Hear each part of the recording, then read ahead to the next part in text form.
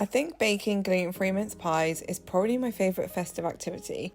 And in this video, I'm going to show you how to make both classic mince pies and my iced mince pies. But both of them start off with my easy gluten-free shortcrust pastry. Now this is really easy to make, and I actually have a full video tutorial on how to make this on my channel. If you search for pastry, there's also a puff pastry one as well. But this video will also give you an overview of how to make it. So I'm stirring together my gluten-free flour, some xanthan gum, which is really important for the texture, and some sugar because I want this to be a sweet pastry.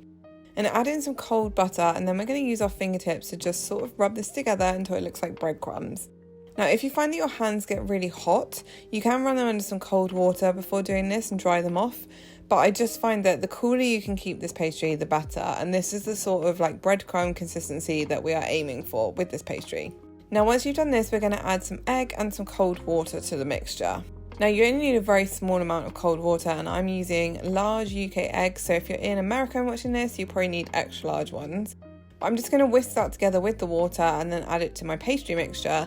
And then we're going to use a fork to bring it all together until it's easy enough to get in there and use our hands. Now, you might be watching this and thinking this looks too good to be true, but honestly, it is this easy to make gluten-free pastry.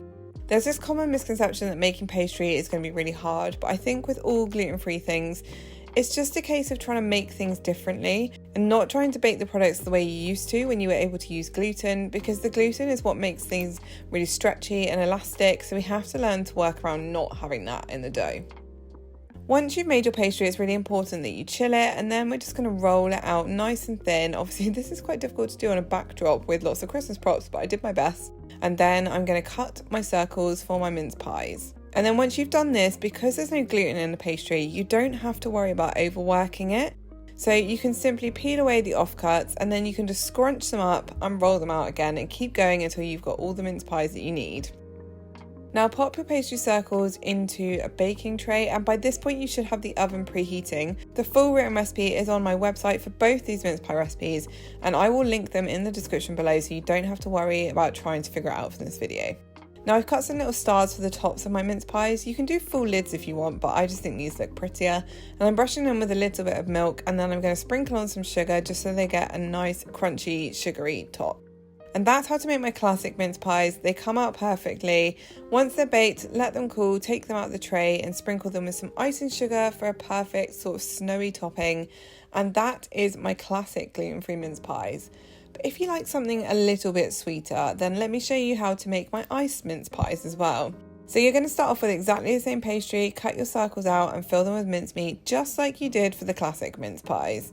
And then once you've done that, bake it the same as before, and then we're going to take them out of the tray and leave them to cool.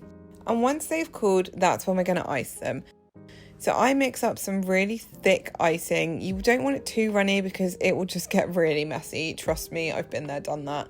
So you want it as thick as possible, and we're going to dollop a little bit on the top of each mince pie and just let it sort of spread out. We want just enough so it stays within that pastry case, but don't worry too much if it does go over the sides. I like to just leave it on a cooling rack until they're all completely set. And once I've managed to put the icing on all of them, I like to finish mine off with some little sprigs of holly.